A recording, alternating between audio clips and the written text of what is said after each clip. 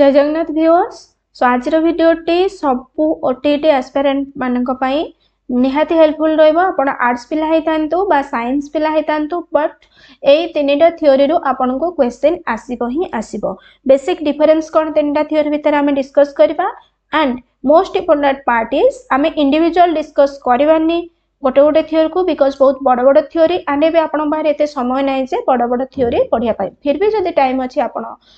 पढ़ी पारंती बट आज वीडियो में डिस्कस करबा जे ए थ्योरी गुडी करू केउ केउ फील्ड रो क्वेश्चन आसुची अर्थात ए थ्योरी रो को पॉइंट को टच करले आपण बेसी एमसीक्यू सॉल्व करि पारिबे जोडा कि आपनकर एग्जाम रो आसुची सेही क्वेश्चन बा सेही पोर्शन ही हमें आज डिस्कशन करबा। तो फर्स्ट बुझितबा हमें what is the basic difference between Piaget Kohlberg and Vygotsky.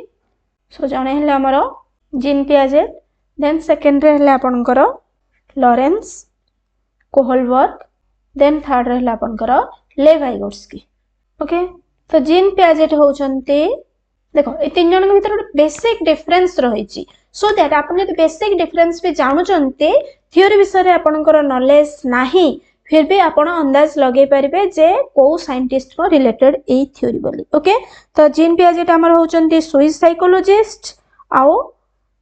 ये हेले स्विस रो साइकोलॉजिस्ट कोहलबर्ग हेले अमेरिका रो साइकोलॉजिस्ट आउ वाइगोत्स्की हेले हमरो रशिया रो। ठीक अछि तो पियाजेट होचंती हमरो कॉग्निटिव थ्योरी ऊपर ये जो थ्योरी देथिले सेटा कॉग्निटिव थ्योरी। ओके पियाजेट को थ्योरी हेला कॉग्निटिव थ्योरी देन कोहलबर्ग कर हेला मोरल थ्योरी ऊपर मोरल डेवलपमेंट ऊपर देथिले theory moral development theory then Vygotsky हमर देथिले काहा परे socio cultural theory. Okay cultural theory एबे टिके बुझिबा कोन ए थ्योरी गुडी को तो कॉग्निटिव कहिले आपनकर मेंटल एबिलिटी सहित रिलेटेड लॉजिकल रीजनिंग हेला थिंकिंग कैपेसिटी हेला ए सब रु पिला केमती सिखंती केमिति कोन कोन स्टेजेस देइकिरी पिला माने जानती आ को स्टेज रे को भली बिहेव करंती से सब आसीबा आपनकर cognitive development means purely related to आपनकर mental ability. Then moral development कहिले तो मोरल डेवलपमेंट कहिले हमरो 6 स्टेजेस देइथिले कोहलबर्ग 6 स्टेजेस देइथिले तो को स्टेजेस रे पिला मानक ऊपरे केमिति से माने एक्सटर्नली कंट्रोल होउछंती बाहर फ्रेंड्स मानक द्वारा हो फैमिली द्वारा हो केमिति से माने कंट्रोल होउछंती आ तांकर डेवलपमेंट होउची सेटा हला आपनकर मोरल डेवलपमेंट 6टा स्टेज को हमें डिस्कशन करिबा। ठीक अछि देन आसले आपनकर सोशियो कल्चरल थ्योरी। तो सोशियो कल्चरल थ्योरी आपनकर पियाजेट देथिले से कहिथिले जे आपनकर डेवलपमेंट कम्स बिफोर लर्निंग तो लर्निंग पूर्व ही आमर डेवलपमेंट हे थाए चाइल्ड पाखरे तो अंक अनुसार जे पिला मानकर डेवलपमेंटा बिफोर लर्निंग हे जाय थाए आ से डेवलपमेंट टाइम रे से माने पेरेंट्स हेले रिलेटिव्स हेले पीयर हेले मोट ऊपर सोसाइटी हेले तो हे जिनसरु से बहुत सोशल एक्टिविटीज सिखंती as well as cultural activities सिखंती जोटा तांकर डेवलपमेंट सहित लर्निंग हे थाए। क्लियर तो एबे हमें डिस्कस करिबा जे ए जो तीन जन साइकोलॉजिस्ट रहिले तांको थ्योरी रो को फील्ड रो क्वेश्चन आसे। ओके तो आपण जदी पियाजेट को पढुचंती जीन पियाजेट को थ्योरी पढिले आपण स्टेजेस ऑफ स्कीमास पढिबे स्कीमाटा पढिबे स्कीमा रो क्वेश्चन आसे मु लास्ट रे क्वेश्चन दे देबी आपण कंपेयर करि परिबे स्कीमा रो क्वेश्चन आसीबो।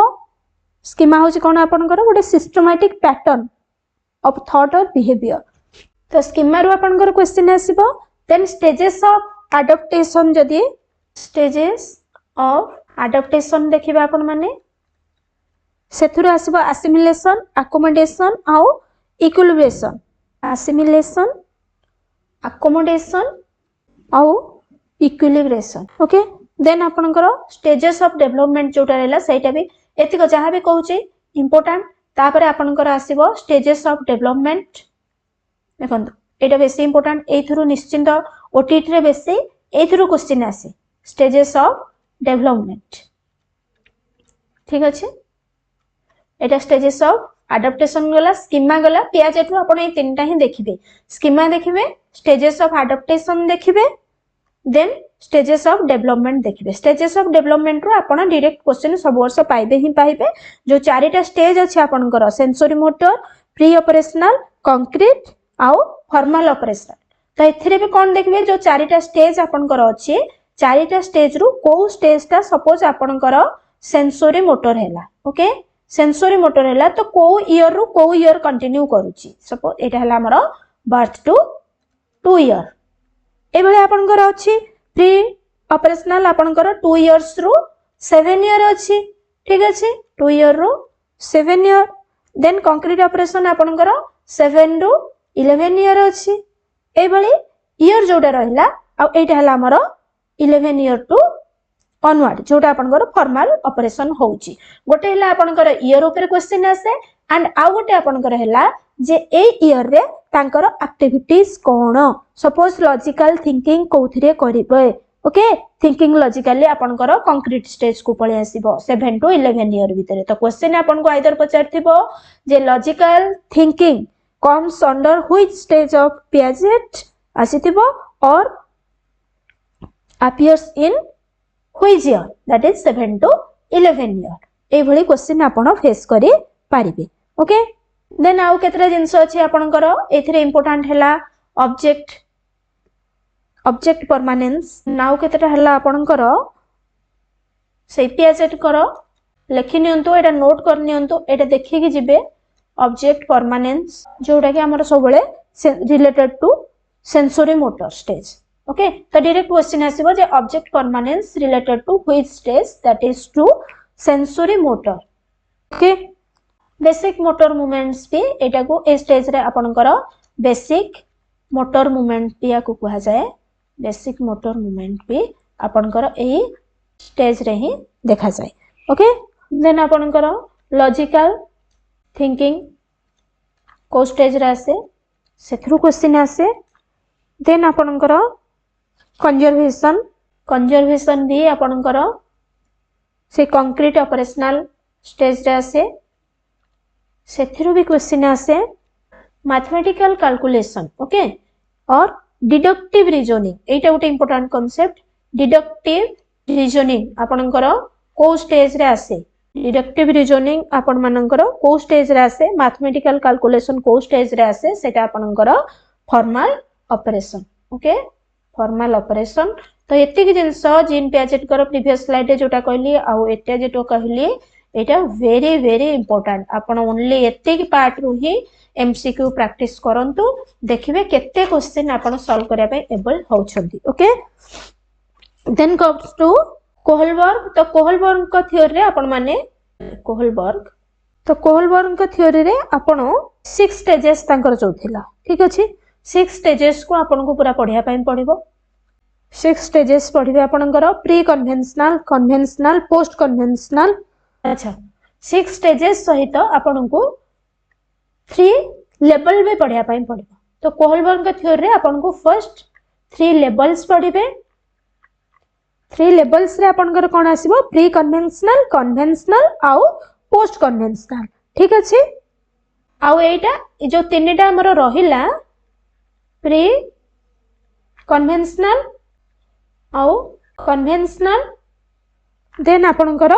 पोस्ट कन्वेंशनल जो रहिला एथरो क्वेश्चन आसीबो जे एटा को लेवल स्कूल ले देखा जाय ओके जंती प्री कन्वेंशनल आपनकर प्राइमरी आउ एलिमेंटरी ओके प्राइमरी एंड